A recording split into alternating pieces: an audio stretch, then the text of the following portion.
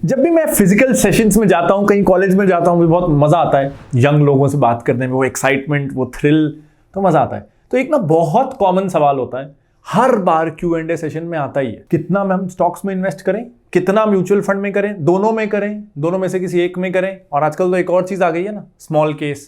तो पूरा पैसा म्यूचुअल फंड में लगाएं या पूरा स्टॉक्स में करें या मिक्स एंड मैच करें, ये कुछ बेसिक कंफ्यूजन होते हैं। तो सोचा चलो आज इस प्रॉब्लम को सॉल्व करते हैं। कितना आपको म्यूचुअल फंड में इन्वेस्ट करना चाहिए, स्टॉक्स में इन्वेस्ट करना चाहिए या स्मॉल केस में इन्वेस्ट करना चाहिए, एज अ यंग इन्वेस्टर आपको कहां कितना पैसा डालना चाहिए।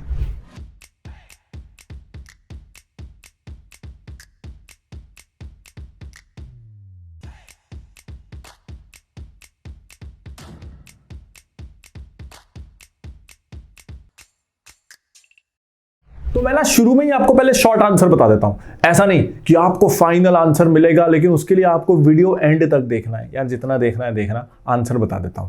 तो आगे की वीडियो में भी काम की चीजें होंगी होपफुली, लेकिन शुरू में शॉर्ट आंसर। आप जो इन्वेस्ट कर रहे हो, जो सेव कर रहे हो, उस पर आपको पैसा कमाना है, आपको चाहिए आपके पैसे पे पैसा बने, तो म्यूचुअल फंड बढ़िया है। म्यूचुअल फंड से आपको अच्छा खासा रिटर्न आएगा। मोस्ट इन्वेस्टर्स म्यूचुअल फंड के रिटर्न्स को बीट नहीं कर पाते। और क्यों करें, मतलब वो टीम ऑफ एक्सपर्ट्स हैं। एक म्यूचुअल फंड की टीम में पूरी टीम का एक्सपीरियंस 100 साल का होता है। अगर 10 बंदे 10-10 साल वाले भी हैं, उनको मैनेजमेंट एक्सेस है, बड़ा ब्रांड है, डेटा इंफॉर्मेशन उनके पास सब है, सॉफ्टवेयर है, बेस्ट क्वालिफाइड टीम है, तो वो स्टॉक्स अच्छे पिक करेंगे थ्योरेटिकली। तो इस कारण म्यूचुअल फंड्स का रिटर्न अच्छा आता है। इनफैक्ट अब 1-2 हफ्ते बाद फिनोलॉजी की बेस्ट म्यूचुअल फंड्स फॉर 2024 की लिस्ट भी आने वाली है। पिछले 6 सालों से ये लिस्ट के भरोसे पे लाखों लोग इन्वेस्ट करते हैं और आप सबका आशीर्वाद मिलता है, आप सबकी गुड विशेस मिलती हैं कि वेल्थ क्रिएट हो पाई। तो बस 25 नवंबर को शाम 7:30 बजे best mutual funds for 2024 by Finology आपके लिए अवेलेबल रहेगा। तो अभी से ना इस चैनल को सब्सक्राइब अगर आपने किया हुआ है, नहीं किया है तो सब्सक्राइब करो, और अगर किया हुआ है तो बेल आइकन को दबा देना और नोटिफिकेशंस ऑन कर देना, ताकि ये जो बेस्ट म्यूचुअल फंड्स वाली लिस्ट है, ये शायद इंडिया की सबसे ज्यादा देखी जाने वाली एनुअल म्यूचुअल फंड की लिस्ट है, ये आपसे मिस ना हो जाए। इस चक्कर में नहीं यार, मैं टॉपिक से भटक गया। तो म्यूचुअल फंड्स आर गुड अगर आप सिर्फ रिटर्न्स चाहते हो, बहुत अच्छा है।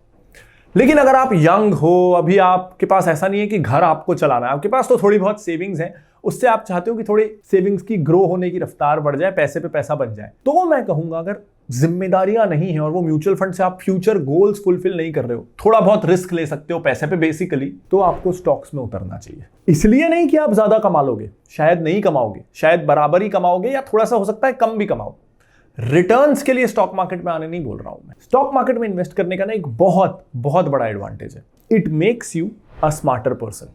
आप ज्यादा स्मार्ट, ज्यादा समझदार बन जाओगे, क्योंकि जब आप स्टॉक्स पे पैसा लगाओगे, आपने कोई शेयर 100 रुपए में लिया, वो गिर के 80 हो गया, तब जैसी रिसर्च होगी ना, वैसी ना किसी CA CFA कोर्स में हो सकती है, ना MBA फाइनेंस डिग्री में हो सकती है। जब इंसान को लॉस हो रहा होता है, तब वो जो जैसी रिसर्च करता है ना, क्योंकि उसको चिंता होती है उसके खुद के कैपिटल की, हार्ड अर्न्ड मनी की, असली रिसर्च तो तभी होती है। वो पेपर इन्वेस्टिंग, पेपर ट्रेडिंग से भी रिसर्च नहीं होती, क्योंकि स्किन इन द गेम नहीं है, हमारा पैसा, असल पैसा फंसा हुआ नहीं है। तो जब तक असली पैसा आप लगाओगे नहीं, तब तक रिसर्च नहीं होगी। अब रिसर्च का क्या फायदा है, आप रिसर्च करोगे ना, किसी साल आप एविएशन इंडस्ट्री के बारे में पढ़ोगे, किसी साल FMCG, कभी फार्मा, कभी IT, तो 5-7 साल तक जब आप रेगुलरली स्टॉक्स पिक करोगे और खुद की रिसर्च से स्टॉक्स को खरीदोगे ना, तो आप इतना कुछ लाइफ में पढ़ चुके रहोगे अलग अलग बिजनेसेस के बारे में, कि अगर आप कल को कोई बिजनेस खोलना चाहते हो, आपके पास आइडियाज होंगे।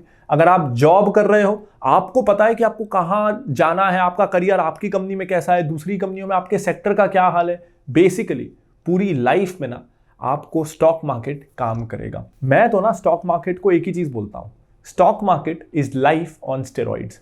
जो लाइफ आपको 60 सालों में सिखाती है, स्टॉक मार्केट आपको 10 सालों में सिखा देता है। तो इसलिए स्टॉक मार्केट में इन्वेस्ट, कुछ पैसा जिस पे आपके गोल्स निर्भर नहीं करते, वो करना चाहिए। अब म्यूचुअल फंड में ना एक बहुत बड़ा प्रॉब्लम है, पता है क्या, वो अपना जॉब बचा रहे हैं। अब सोचो आप एक म्यूचुअल फंड कंपनी चला रहे हो और आप चाहते हो आपके इन्वेस्टर्स को बेस्ट रिटर्न मिले, बेस्ट, तो आप कोई ऐसा छुपा हुआ सा हिडन जेम स्टॉक ढूंढने निकलते हो। आप ऐसे 2-4 ऐसे स्टॉक में इन्वेस्ट करते हो आपके इन्वेस्टर्स का पैसा, जिसको मार्केट ज्यादा जानता नहीं है। उसमें से एक कंपनी डूब जाती है, ऐसा होता रहता है इन्वेस्टिंग में, 2-4 कंपनियों में एक खराब निकल जाती है तो मार्केट आपके पीछे पड़ जाएगा उस म्यूचुअल फंड कंपनी के। कोई और म्यूचुअल फंड जब उसमें इन्वेस्टेड नहीं था तो तुमने क्यों किया? तुमने उस कंपनी से पैसा खाया है, तुमने करप्शन किया है, तुमने ब्राइब ली है, तुमने इन्वेस्टर्स को फंसाया है, फ्रंट रनिंग की है, और वो एएमसी पे दुनिया भर के कस्टमर्स का हो हल्ला हो जाता है, सेबी की इंक्वायरी हो जाती है, वो फंड हाउस ही बंद हो जाता है। तो ऐसा रिस्क कौन लेना चाहेगा? कोई नहीं। तो म्यूचुअल फंड्स क्या करते हैं कि भैया सेफ चलो, हमको हीरो नहीं बनना है, हमको तो एवरेज रिटर्न, एवरेज से थोड़ा ऊपर रिटर्न लाना है। तुम तो एवरेज रिटर्न ला के दो, हमारी मार्केटिंग टीम ये बोल के चिपका देगी लोगों को कि देखो बहुत स्टेबल फंड है, ये हीरो बनने नहीं जाती, ये आपको हमेशा कंसिस्टेंट अच्छा रिटर्न ला के देगी। तो तुम तो ना वो स्टॉक खरीदो जो बाकी सब खरीद रहे हैं। सब इन्फोसिस खरीद रहे हैं, हम भी इस फंड में इन्फोसिस खरीदते हैं। इन्फोसिस डूबा भी तो मेरे साथ 500 और फंड डूबेंगे। कोई मेरे पे ये नहीं बोल सकता कि मैंने करप्शन किया, मैंने पैसा खा लिया। कोई ऐसी कंपनी ढूंढने चले जाऊं जिसको और कोई नहीं खरीद रहा, मैं खरीद लूं और वो बुरी निकल गई, फालतू मेरे ऊपर पंगा आएगा तो हटा। अपने को तो पैसा मिल रहा है ना कस्टमर से, और कौन सा परफॉर्मेंस का पैसा मिल रहा है। मैं ज़्यादा परफॉर्म करूंगा तो मैं ज़्यादा फीस तो नहीं ले सकता, फीस तो फिक्स्ड है। तो मार्केटिंग टीम संभाल लेगी, कस्टमर सपोर्ट टीम संभाल लेगी। तुम हीरो मत बनो, जो सब इन्वेस्ट कर रहे हैं वो करते रहो, कस्टमर्स को एवरेज रिटर्न देते रहो। तो ये एक प्रॉब्लम म्यूचुअल फंड्स में मेजर है। अब एक सबसे बड़ा डिसएडवांटेज म्यूचुअल फंड्स का, एक्सपर्ट्स वो हैं, उनको पता है कब खरीदना है कब बेचना है, लेकिन उनके हाथ में नहीं है कि उनको शेयर कब बेचना है कब खरीदना है। मान लो वो चाह रहे हैं कि मार्केट गिरा हुआ है, अभी हम बहुत सारे स्टॉक्स खरीदें, लेकिन वो स्टॉक्स किसके पैसे से खरीदेंगे? जब आप अपनी एसआईपी चालू रखोगे, उनके पास पैसा आएगा तो वो शेयर खरीदेंगे ना। लेकिन जब मार्केट गिरता है तो हम क्या करते हैं? हम डर के अपनी एसआईपी बंद कर देते हैं, उल्टा विड्रॉ करते हैं। तो म्यूचुअल फंड्स को गिरे हुए दामों पे शेयर बेच के आपको पैसा लौटाना पड़ता है। और जब मार्केट टॉप पे होता है, म्यूचुअल फंड चाहता है अभी हमको शेयर खरीदना नहीं है, हमको तो कैश रख के बैठना है। तो एक रेगुलेशन ये भी है कि अगर म्यूचुअल फंड में 100 रुपए आए हैं तो वो 25 रुपए तक ही कैश रख सकता है, बाकी उसको इन्वेस्ट करना है। तो म्यूचुअल फंड सोच रहा है नहीं, मेरे को इन्वेस्ट नहीं करना है, मेरे को तो अभी मार्केट महंगा है, मुझे नहीं करना है इन्वेस्ट। लेकिन रेगुलेशन है कि वो कैश रख ही नहीं सकता, उसको तो इन्वेस्ट करना ही पड़ेगा। तो टॉप पे जब उसके पास पैसा बहुत आ रहा है, रिटेल इन्वेस्टर्स मार्केट के रिटर्न से खुश हैं और पैसा डाल रहे हैं, तो म्यूचुअल फंड महंगे पे खरीद रहा है। और जब मार्केट गिर रहा है तो आप लोग एसआईपी रोक रहे हो, रिडम्पशन कर रहे हो, तो लो पे म्यूचुअल फंड बेच रहा है। फंड मैनेजर ये नहीं चाहता कि ऐसा हो, वो इसका उल्टा चाहता है, लेकिन उसके कंट्रोल में नहीं है। तो mutual fund also suffer from the losses that are caused by retail investors की साइकोलॉजी। और हम म्यूचुअल फंड में इन्वेस्ट ही क्यों करते हैं? ताकि रिटेल इन्वेस्टर साइकोलॉजी का जो डिसएडवांटेज है उससे बच सके, लेकिन वो तो वहां भी रहता है। और ऊपर से म्यूचुअल फंड में एक और प्रॉब्लम है, चलो आप स्मार्ट हो, आप पैनिक में और खरीदना चाहते हो, लेकिन बाकी इन्वेस्टर्स वो म्यूचुअल फंड वाले विड्रॉ कर रहे हैं तो भी उसको बेचना पड़ेगा। अगर आप इंडिविजुअल इन्वेस्टिंग कर रहे हो तो आपके हाथ में है ना, आप लो में खरीदो, हाई में बेचो। लेकिन म्यूचुअल फंड में अगर आप इन्वेस्ट कर रहे हो तो आपके एक्शन से कुछ नहीं होता। ओवरऑल ऑन एन एवरेज ज्यादातर इन्वेस्टर्स क्या कर रहे हैं उससे डिसाइड होने वाला है। तो अब आपको ध्यान रखना है, 25 नवंबर को आ रही है यूट्यूब पे फ्री सबके लिए हर साल की तरह annual mutual fund list, India's best mutual funds for 2024। लेकिन अब ना एक और चीज आ रही है, we have planned it for mid December, first week of January के आसपास। इस बार हम लेके आने वाले हैं फिनोलॉजी 30, यानी इंडिया के 30 ऐसे स्टॉक्स जो हमारी तरफ से लगता है कि मिलके आपके लिए एक बहुत अच्छा बास्केट ऑफ स्टॉक्स बनाएंगे।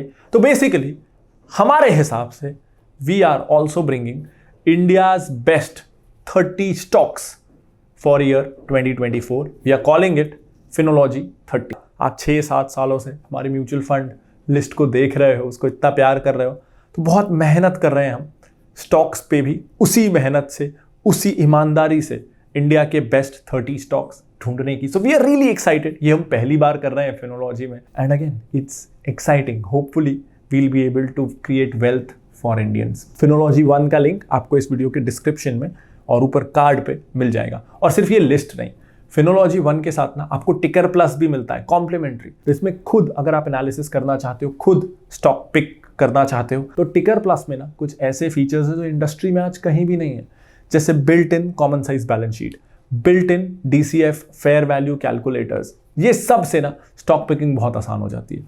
इसके साथ ही आपको फिनोलॉजी रेसिपी पे हर हफ्ते एक नई स्टॉक रिपोर्ट मिलेगी। हम फिनोलॉजी क्वेस्ट पे ना 2 मेगा कोर्सेज ला रहे हैं, on stock market, on personal finance. ये भी आपको फिनोलॉजी 1 के साथ मिलता है।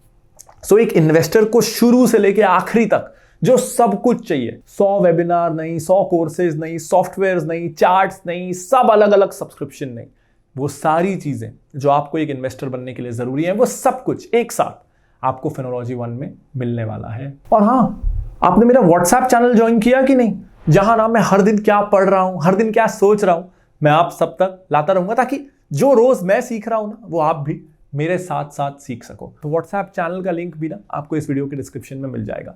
This is Pranjal Kamra signing off. Bye bye.